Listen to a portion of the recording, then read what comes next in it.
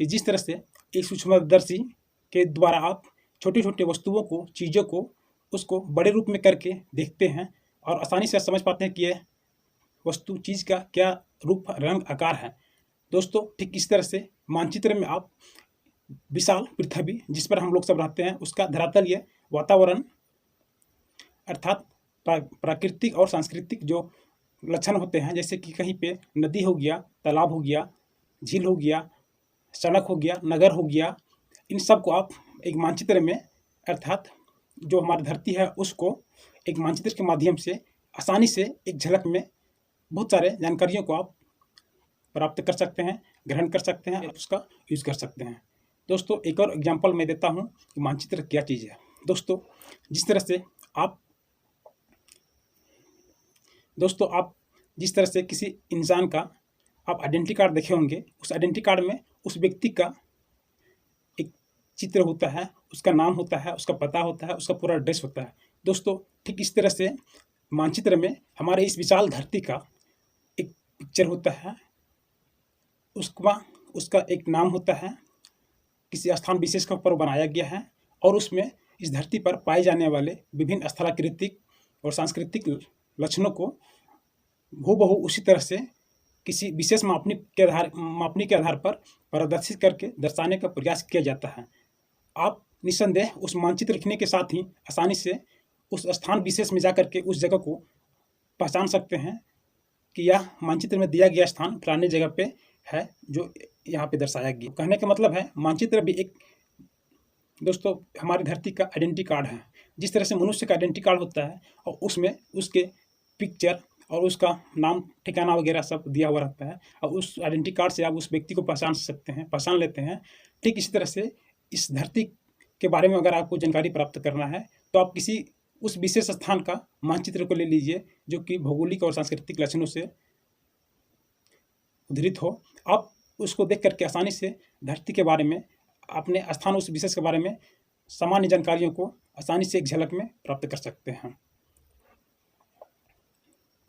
दोस्तों अब आगे बात करते हैं मानचित्र में वह कौन कौन से तत्व होते हैं जो कि किसी मानचित्र के लिए बहुत महत्वपूर्ण होते हैं। उनके बिना आप किसी भी मानचित्र को पूर्ण रूप से शुद्ध नहीं बना सकते हैं।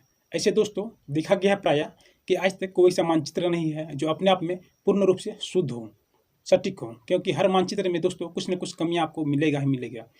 और यह दोस्तों स्वाभाविक है, क्योंकि दोस्तों आप देखिए पृथ्वी इतना बड़ा है जिसका हम लोग एक अंश मात्र भी नहीं है, एक चिट्ठी की जैसा भी नहीं दोस्तों, और उसको हम लोग चले हैं एक छोटे से ग्राफ में दिखाने के लिए। फिर भी दोस्तों मनुष्य का दिमाग देखिए, वैज्ञानिकों का दिमाग देखिए, भूगोलवेताओं का, कि इस विशाल पृथ्वी को दोस्तों, पृथ्वी क्या इस समस्त ब्रह्मांड में, जैसे कि चांद हो गया, चंद्रमा हो गया, मंगल ग्रह हो गया, आज तो साइंटिस्ट लोग तकनीकी के माध्यम से वहाँ का भी मानचित्र बनाने पर जोर दे रहे हैं और बनाने की कोशिश भी कर रहे हैं और कुछ हद तक प्रयास उसका सफल भी हुआ है। तो दोस्तों वह कौन कौन से तत्व हैं जिनके आधार पर आप एक शुद्धतम से शुद्धतम मानचित्र को बनाने का प्रयास करते हैं और काफ़ी हद तक उसमें सफलता मिलती है। दोस्तों पिछले वीडियो में मैं आपको बता रहा था कि मानचित्र जो होते हैं मोटे तौर पर दो वर्गों में वर्गीकृत किए जाते हैं। फर्स्ट जनरल रेफरेंस मैप, जिसे हम लोग सामान्य संदर्भित मैप कहते हैं, और दूसरा हो गया आपका थीमेटिक मैप अर्थात विषयगत मानचित्र। दोस्तों सामान्य संदर्भित जो मैप होता है मानचित्र, उसमें आपको हमारे पृथ्वी के बारे में अर्थात पृथ्वी का भौगोलिक और सांस्कृतिक लक्षणों के जो सामान्य लक्षण होते हैं उसको एक ही मानचित्र में अटैच करके प्रदर्शित किया जाता है या बनाया जाता है। जैसे कि सामान्य सूचनाओं के कहने का मतलब है एक ही मानचित्र में आपको नदी भी मिल जाएगा, सड़क भी मिल जाएगा, ऊंचा वक्ष भी मिल जाएगा। इस तरह से मोटे मोटे जो सामान्य लक्षण होते हैं उसको सिंप्लीफाई करके आंशिक रूप से दिखाने का प्रयास किया जाता है, एक खाका आपको तैयार करके दिया जाता है। और दोस्तों दूसरी ओर थीमेटिक मानचित्र जो होता है, थीमेटिक मानचित्र में दोस्तों किसी खास विषय, किसी खास थीम पर लेकर के स्पेशल मानचित्र बनाया जाता है। दोस्तों किसी भी मानचित्र को बनाने के लिए आपको मुख्य रूप से 5 आधारभूत तत्वों का सहारा लेना पड़ता है, जिनके आधार पर आप एक अच्छा मानचित्र तैयार कर सकते हैं।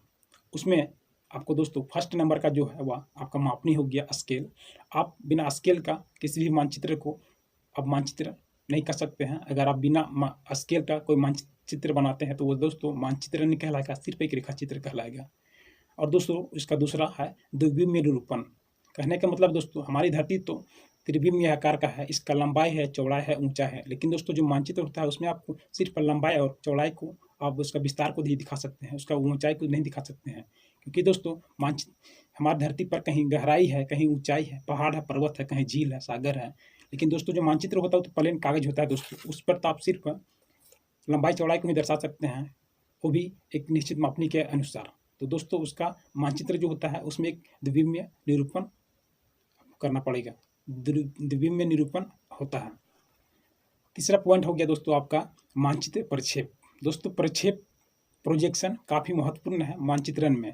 दोस्तों एक प्रक्षेप के माध्यम से, जिसमें दोस्तों अक्षांश और देशांतर रेखाओं का प्रयोग करते हुए इस गोल आकृति वाला पृथ्वी को आसानी से आप समतल सतह पर निश्चित स्थान विशेष को दर्शाने के लिए एक मानचित्र प्रोजेक्शन का उपयोग कर सकते हैं।